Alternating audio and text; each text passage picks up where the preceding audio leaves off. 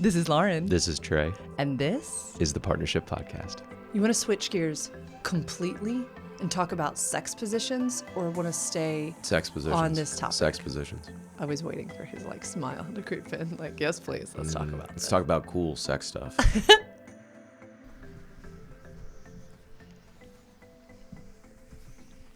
I know that face. What's the face?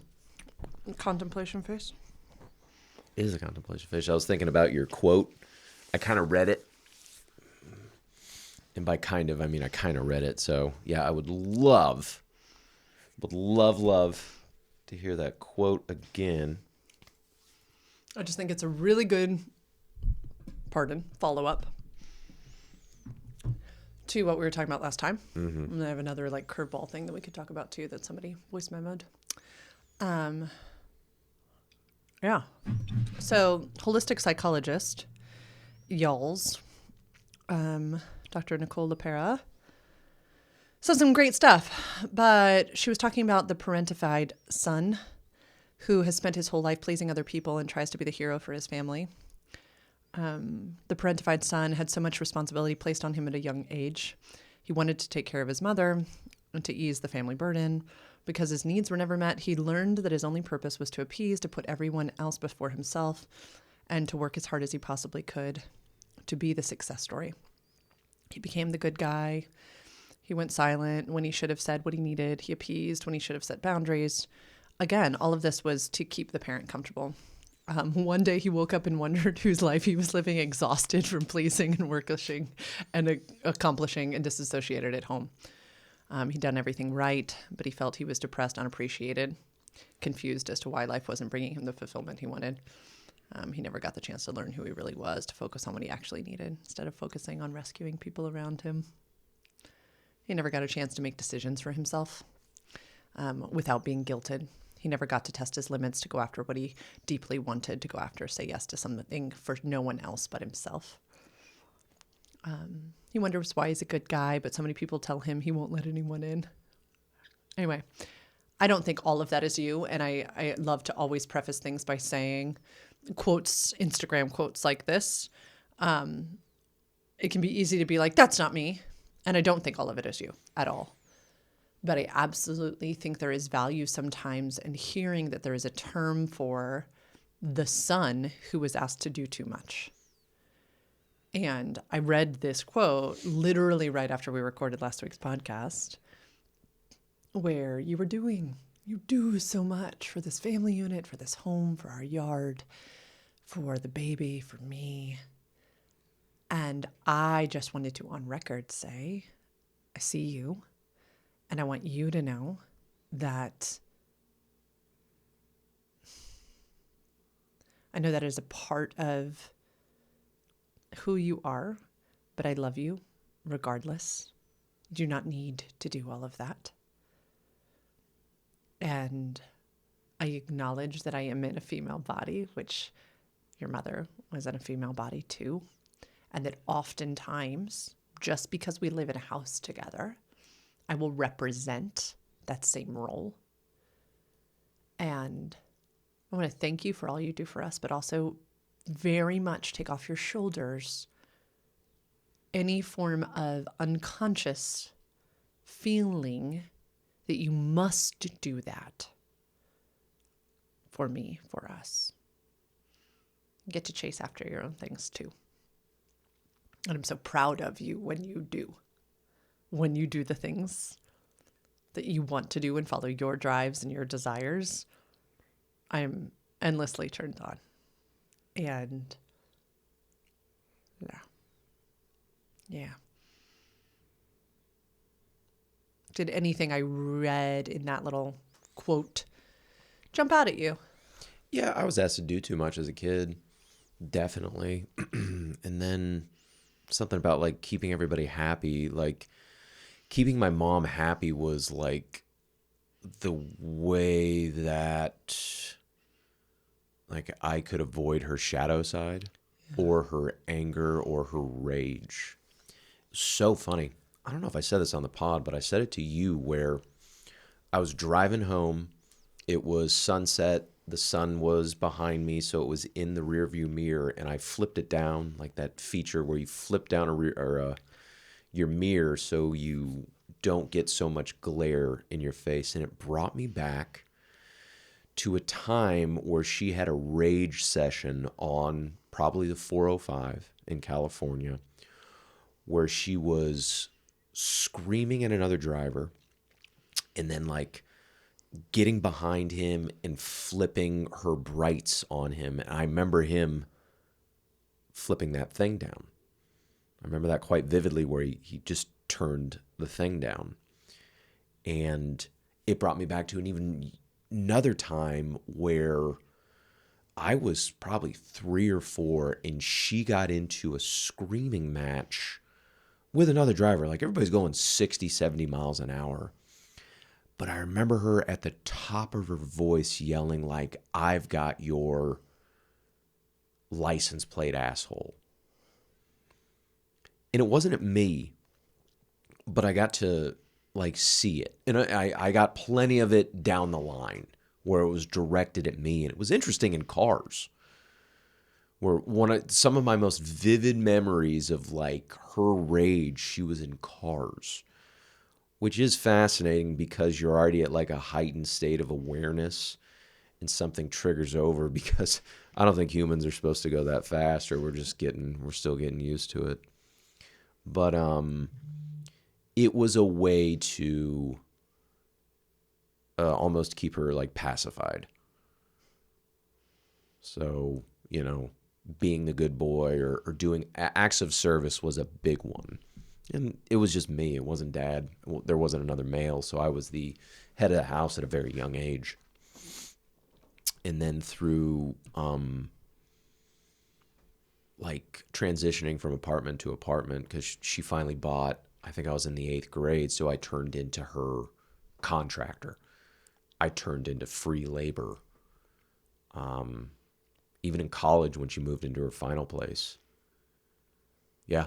So like it was, I was always, it was a way to keep her happy.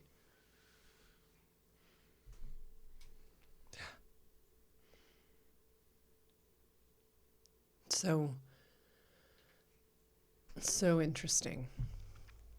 Because we've talked about it on here, but in this certificate that I'm about to finish up, we continually are talking about how our initial understanding of how to form attachments and bonds was our relationship with our parents.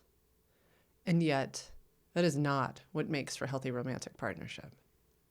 What makes for a healthy romantic partnership of any kind is individuals who have individuated apart from the other, who kind of look over and go, "Hey."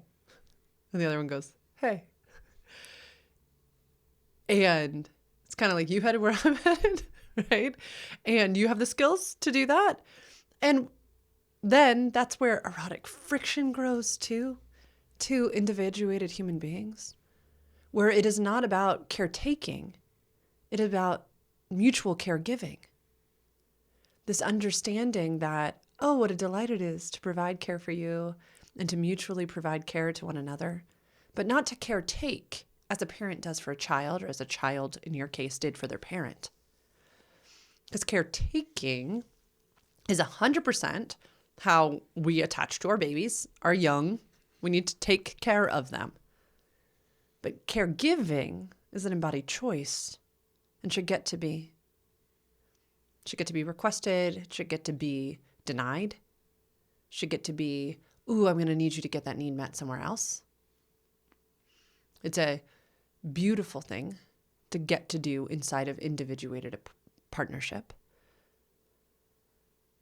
And just interestingly enough, due to our lived experiences as kiddos, we subconsciously seek out people who embody pieces that seem recognizable to us. And I agree that you very much as a young person were like, I'm not going to marry my mom. And I love it when you tell me that I'm nothing like your mom. And yet you care for me really well. And you'll say often, like that providing value is like a kink. We tease about it, but I think it's a beautiful term for kink, because kinks are beautiful. And it's something that is beautiful to observe. I don't want you to feel like there's something like I'm wagging a finger. I just saw that. And I saw you. And I saw many of my male-bodied clients. And it's exhausting. You've just got to be exhausted. Because when we think about when it started, it was so young. It's too much. It's too much.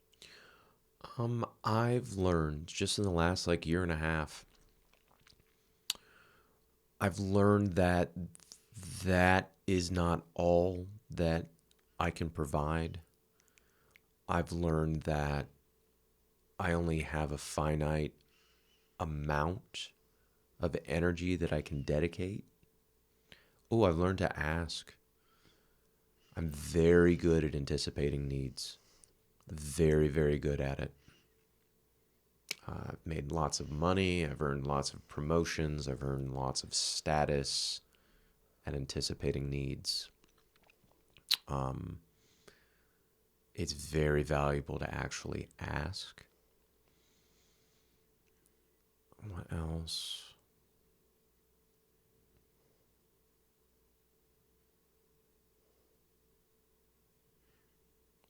That's been a big awakening for me,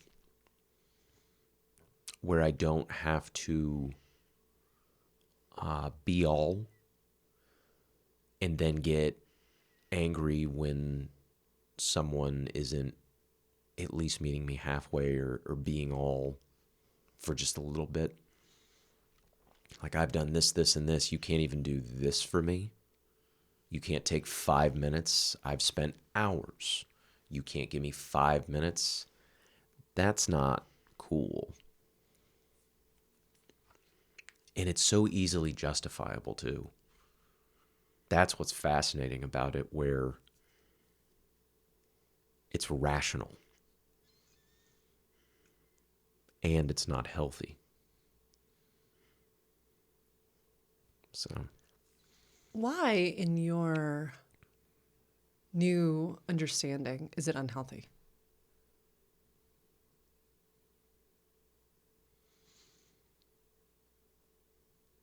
it's a really clear path to resentment. It's a really clear path to, we use this expression a lot, walking on eggshells.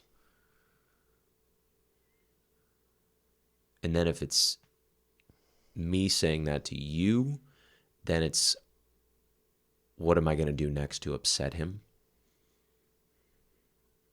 And I don't want to perpetuate that in the house or in the relationship. I want to be free of that.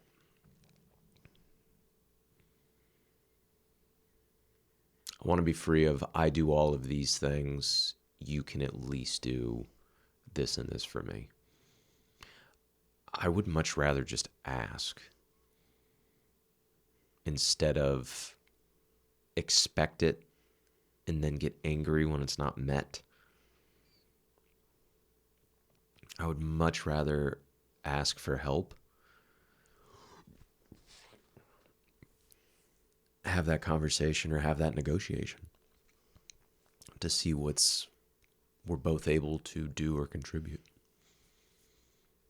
versus kind of go to a kind of a victimhood, which is not fun to admit, like a martyrdom or a victimhood.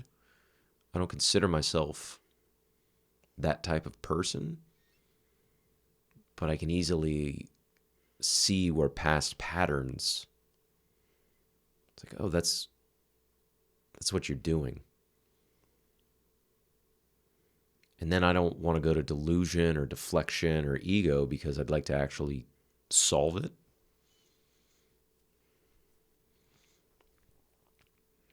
I love that you said past patterns. I think we've talked about this here before, but I've been learning so much about that those patterns were once upon a time strategies that kept us safe. With your mom, for instance, right? When we are little, we use strategies. You brought her the glass of water while she was yelling, right? To stay safe, to calm, to bring homeostasis to a space. in my idea, it would never be right to heap shame upon the same person that is also that little child who used a strategy to stay safe. And there comes a point in time, sometimes in our lives, where those patterns, those strategies no longer serve us. Their impact is now negative on whatever. And that's okay. It's okay to look at. We all have them. And I loved that you said it's just, the impact it was having on you was resentment. And you're like, I don't want to live like that. And the impact it would have on me sometimes, we've shared it on here multiple times, was kind of like this surprise element, like I didn't know. And then I was mortified and so sad, and then also resentful, like why didn't I have the opportunity to know? I just think it's beautiful that those rude awakenings could be opportunities for growth. Should we choose to look at them like that? They're not comfy. The current person I'm reading it talked about it feeling like when a bullet meets an impenetrable wall. Yeah. I mean, I think our whole fall last year and our vacation wrapped into it, our anniversary trip wrapped into it, was full of those rough, rude awakenings of these patterns are not going to serve us. Like, they're not. We're going to have to figure something out. Both of us. I mean, me fully taking accountability too. Yeah, push that shit down wasn't really the option that we wanted to go.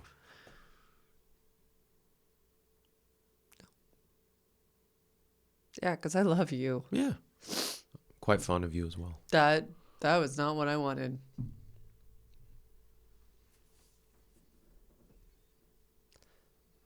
I think it's interesting how so many scholars and philosophers will talk about, I'm sure you've stumbled into some of this too, that so many of these realizations, these awakenings happen in midlife. And we are at a really interesting, you just turned 40. I'm a baby, I'm 39. I'm a man, I'm 40. Mm-hmm. And we're very much in midlife. We probably have about the same time on the other end as we have here, unless something tragic happens tomorrow, or unless the universe wills it that we live for a very long time, which I don't even know if I want. I find it really fascinating that we are in this season of kind of like, whoa, like discovery of becoming, of like rapid. I mean, when you think about a year, like all we learned in a year, you and I were saying that on vacation often, right? The amount of tools that we have gained in a year is kind of fascinating. We were remembering just last night, we couldn't fall asleep. An instance from vacation where we like had a misunderstanding, or we worked, because y'all, there was a Halloween party. It was a blast. Trey almost won the costume contest. Who were you? An NFL head coach. It's amazing. Anyway, there was a costume contest. There was all this stuff. There was a lot of stuff. There was effort that went into our whole evening. Then after kind of like the goings on, then there was like dance party. And I heard the music and my body wanted to dance. And I love to dance with Trey. He's actually a really good dancer. But he had reached like a stopping point. And we had talked about one of the wounds from the year before was I had wanted to dance. And Trey always says, babe, you dance. Like if you want to dance, you go dance. And so like the music started up, people were heading to the dance floor. I looked at him and I was like, come dance with me, right? Because we had just had this amazing high. And his face was like, no. And he was like, I am done. Mm-hmm. And it was so nifty in that moment because I felt all of my keep things comfortable, all my attachment, all my insecurities, all my abandonment wounds, all of these things were like, bing, bing, bing, bing, bing. And then I just went back to, Lauren, what do you want? And I was like, I want to dance. And Trey said, if you want to dance, go dance. And it was like I was able to hear you in a way that I never have before. And I thought about desire smuggling, a term we know now, which is come dance with me, which is I want to dance, but you'll make me like, but I need you to do it with me for me to enjoy it, this type of thing. Like, let me wrap you in so I can get my enjoyment. And I was like, No. You know what? I'm going to try this thing. There was a little of that. I did. I think I Yeah. said please or something. Uh-huh. And you just firmly said no. Part that was left out was we had a plan of going to the martini bar and getting martinis. We said, yeah, that sounds great. And then the music came on. Oh, that's right. We had like literally just said, Yeah. let's do that. Then the music came on. And I was like, well, I'm sticking to this. Go dance. Yeah. And so then you just left and I went down to the dance floor. And you danced. And then I went to the martini bar and I sat down. I kind of reset because it was just, I needed a little bit of quiet. I needed to reset. And I was like, oh, I do want to dance. So I came back and we danced and we had the best time. But I needed the reset and I kind of needed to stick to my little plan there. And it was great. It was awesome. Yeah. And I said like, oh, hey, this was our last night there. It's a great opportunity. How's my energy? I don't have yeah, I'm good. I'll go dance. I needed a little check-in with self. Yeah. Then I went and danced. In the past, I would have been really wounded by that, been really ouched by that. Mm-hmm. Even though everything you said, we had previously negotiated a drink at the martini bar. So like, please hear me, right? So I would have been ouched because my own insecurities, my own lived experiences, my own childhood wounds, and it would have stolen the joy from that moment.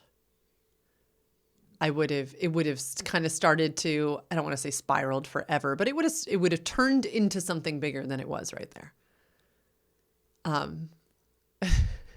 That simple little thing of Trey gets to make an embodied choice, Lauren, you get to do the same. Let him go. Like, support his going, because that was what had been previously agreed to. And then go chase your pleasure, girl. Go get on that dance floor and dance around and feel how it feels. And maybe, honestly, Lauren, you'll get down there and be like, this wasn't as good as I want. And you'll want to go somewhere else. So I get down there. It's actually great. I'm having the best time. I'm in me. I'm in my body. And then what starts growing is this pride in myself. Like, look at you. This is what you wanted to do last year. You never gave yourself permission. You never allowed yourself to be autonomous in yourself. You love this. You love the little bit of risk dancing out here on the dance floor. You love these different energies that you're around.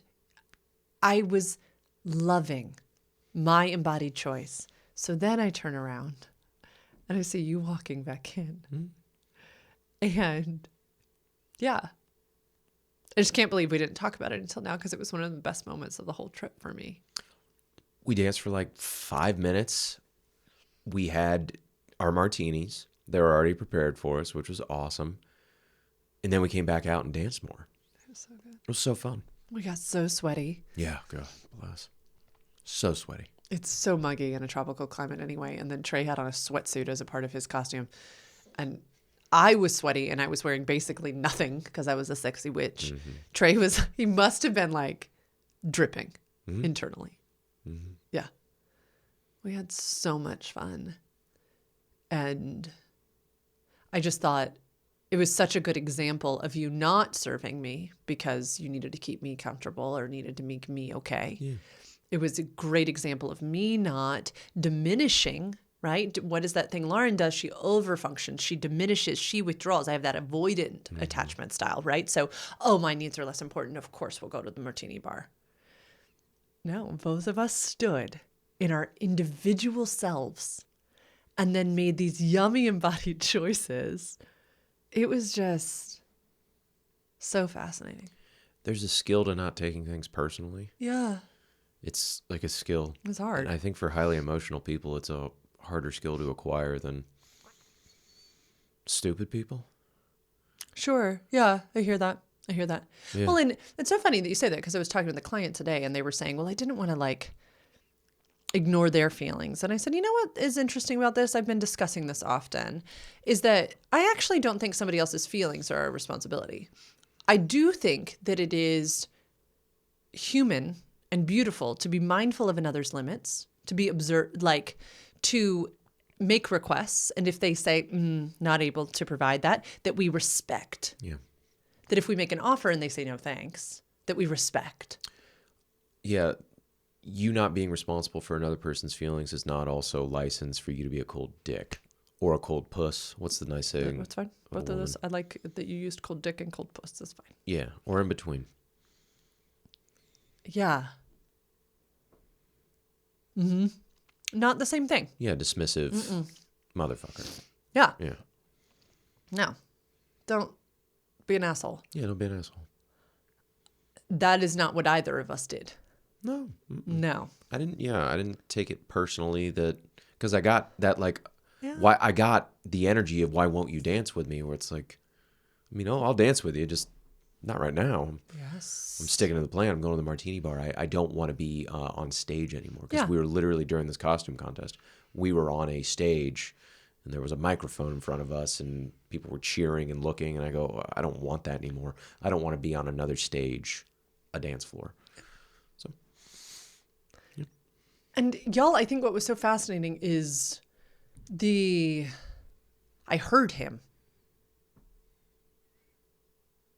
I heard you. And heard what it said about his limits. And that's where I mean to be mindful of another's limits is beautiful. I have feelings too, right? I had a want. It's good to want. Yeah, and that's literally what I said to myself as I danced down to the dance floor. It's good to want. But I didn't overthink about how Trey would feel if he went and sat at the bar alone. And then that wasn't actually mine to do. He was making his embodied choice and I was making mine. Yeah, same thing where I'm at the bar going like, she's embarrassed me because I'm sitting here alone. That wasn't the the internal dialogue. You want to switch gears completely and talk about sex positions, or want to stay Sex positions on this topic? Sex positions. I was waiting for his smile to creep in. Yes, please. Let's talk about Let's this. talk about cool sex stuff. A friend and listener reached out and sent a voice memo. Shout out to Elle. And said that she had just been on TikTok or Instagram or something. And a person in my field was asking people in female bodies about reverse cowgirl, the position. Like, how many of you actually like reverse cowgirl? And the amount of women, did you just get a picture? Did you just go there in your mind? Yeah, I just went there in my mind. Okay, good. Yeah. I'm glad you have it in your mind. Audience, I encourage you to also gather this in your mind. I did. Trey's gone. And how many of you actually like it? And I think 0.2% of people in female bodies said they actually like that position. Okay. Do you like that position? See? Good. This is where I thought we could talk about positions. I do not, in general, like that position because it feels very detached from my, you're over there, I'm here. Sure. The times where I have liked it have been when we have had a mirror present. And so I have gotten to be turned on by my own self, which is lovely. And or when it is, here's the thing, anatomically, the clitoris gets 0 to, depending on somebody else's body, if the person has a penis or if the person is wearing a harness, the clitoris anatomically is not getting stimulation in a reverse cowgirl position unless, and it's probably not even called reverse cowgirl. I tease with clients all the time that people just make up names for things. If I am in essence sitting on you facing away, but I'm straddling one of your legs, and so I can move my pelvis in a way so that the front of my anatomy gets your quad, like your quad or your thigh or something like that, or your pelvis, that's a different story. That is a different story. That can become pleasurable. We have, in essence, done a version of a reverse cowgirl seated, like on a couch or something before, and that was pleasurable. But I have to be in my own sexy mental space. A ton of people that this client was listening to, or this friend was listening to, forgive me, on this TikTok or whatever, were saying it's the moment they start making the grocery list. It's the moment they start checking out. Yeah, it's funny. Yeah. Yeah. Because it is. That position is one of the hardest for me to stay engaged. Okay. Any position facing away from you is very hard to stay engaged. Yeah. I get because I'm just looking out into the abyss if I open my eyes. Yeah. So on this, are there any sex positions that you don't really favor. Reverse cowgirl is a novelty sex position. So it's something that you do every now and then for a very short period of time for a person in a male body or just a person with a cock attached to them. Reverse cowgirl can be very dangerous because if you lean forward too much, you're taking my cock with me and it folds up toward the eyeballs and the nose and the chin, not down toward the ground. So if you're going, the natural way for you is to fold forward, say if you're reverse cowgirling, or if you want to get more leverage and actually access your pelvis, I'm now in a compromised position, especially if I'm hard as a rock. So it's fun, but I can't really move in a reverse cowgirl, and it sounds like you really can't either. It's fun where your big giant ass is in my face, but other than that, novelty position. Yeah. And novelty is novelty. Yeah. It's not a foundational. It's not a bedrock position. It's not a constitutional position. It's novelty. It's a novelty position. For those who don't care to Google, a reverse cow and might not know because, I was a homeschooler. I didn't know what a lot of these were. Why are you grabbing your phone? I want to show me reverse cowgirl. I'm going to describe it. It is the person who is being penetrated is on top and facing away. And the person who is penetrating is laying on their back on a surface. And they are attached at the genitals. So the one being penetrated is facing away. Usually there is a straddling of the whole torso of the person on the bed with the object that is penetrating. And... okay, all right. There's a picture, and it's a very tasteful picture. If a man or, penis or whatever... Okay, so if a guy is elevated and then a woman has the ability to kind of sit more in like a squat position, if you're at the same level, that's going to be hard. Squatting in that position, like a sumo squat, it's hard. It's a good thigh burner. Yeah. Like I need to be elevated and you need to be like, there needs to be almost like a bench that I can lay on. We've had fun with that, but like reverse cow, it's novelty. What is interesting in the anatomy, right? So if an erect cock or again, a dildo that's being strapped on, doesn't matter, is like this and the person being penetrated is going away, that cock is necessarily rubbing against the posterior wall of the vagina.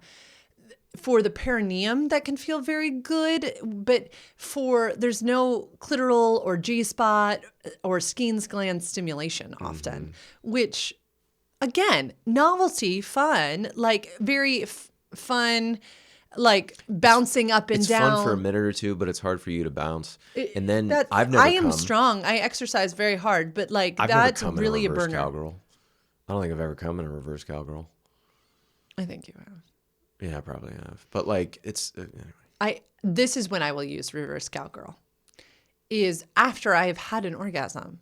It's like a fun, I love to delight your senses. And that is, again, this is back to caregiving. Like, I love to give you good gifts. Sure. And to give you a gift of viewing your very favorite thing. It's a nice gift. Why not? It's a good gift. So this would be, you know how we talk about in Will of Consent, direct and indirect routes to pleasure? If my direct route to pleasure has been succeeded, I have had an orgasm through a position that gets me the stimulation that I need, then I can turn around and bounce up and down on your beautiful erect cock.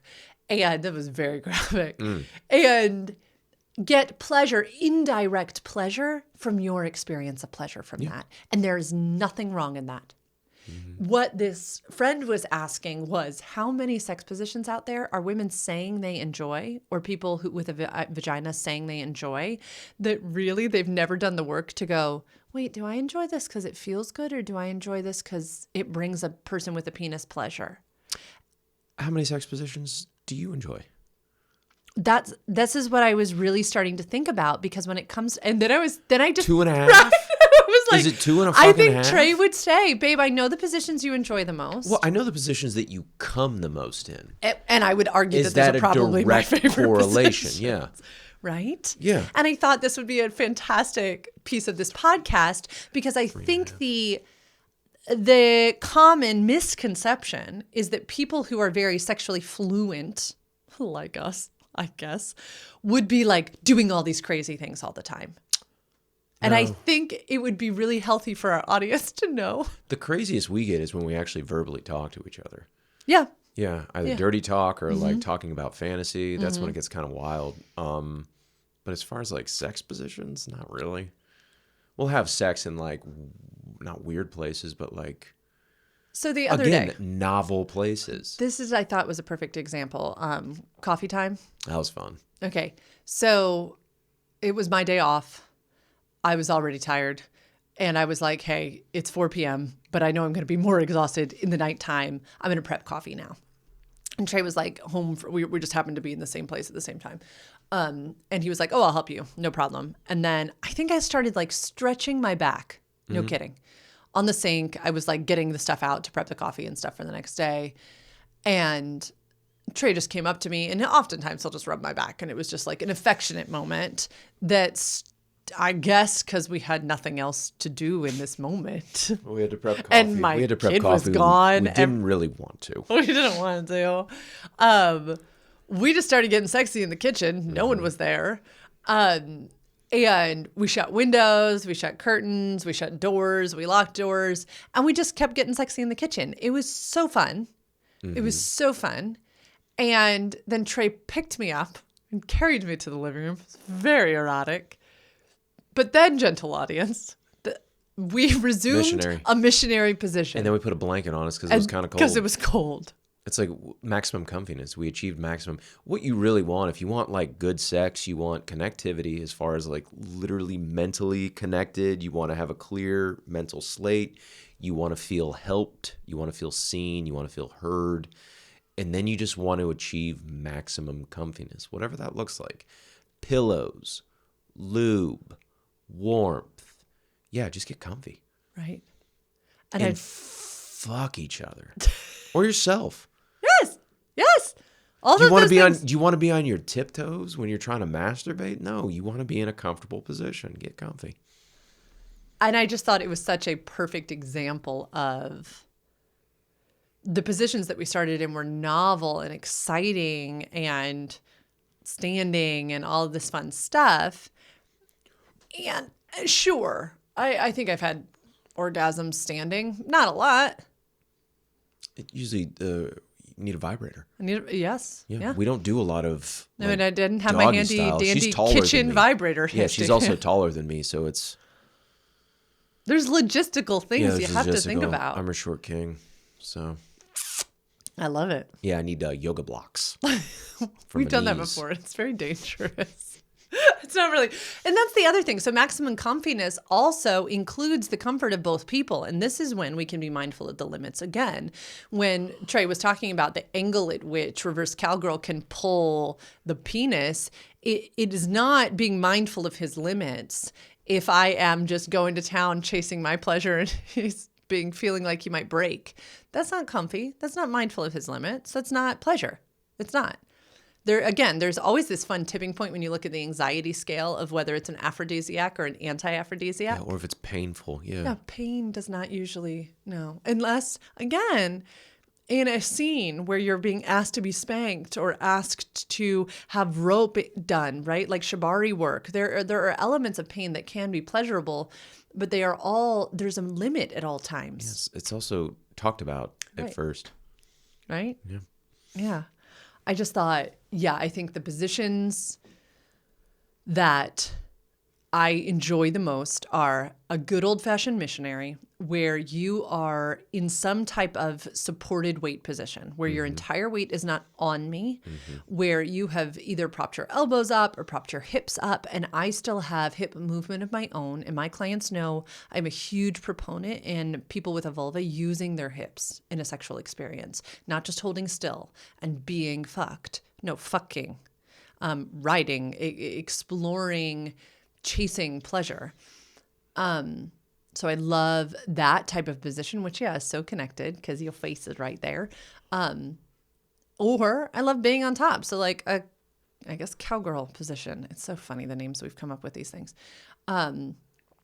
Because again, it allows for movement of my pelvis and allows for connectivity. I love propping you up some so that you are not flat on your back, because that I just feel presentational. It's so interesting when you look at the nerve endings that go down to the genitals. They run down the entire core. And so core to core, like body to body stimulation is often so juicy for special people, especially people with vulvas, but for people with penises too. Like, yeah, it's fascinating. Where both of those positions, we both have access to our pelvises. right? Yeah.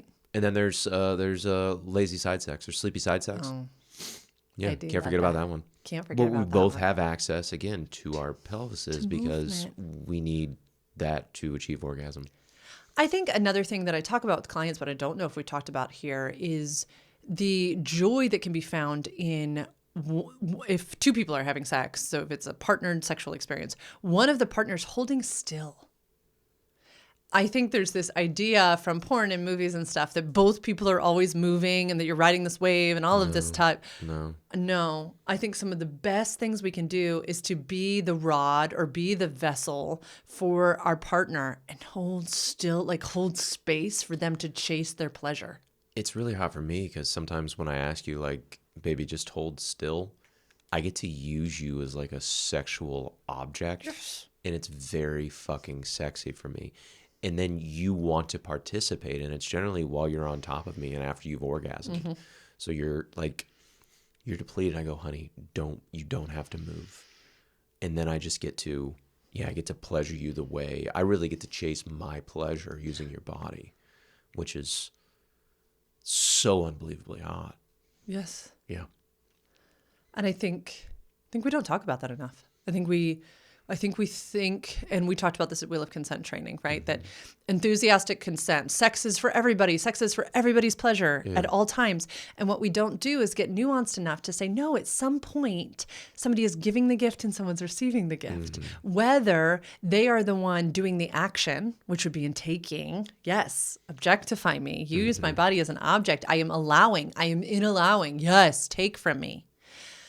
Lovely. That I'm not doing anymore. I'm allowing. And we must drill down, right? There is still pleasure for both of us within the sexual encounter. Hooray.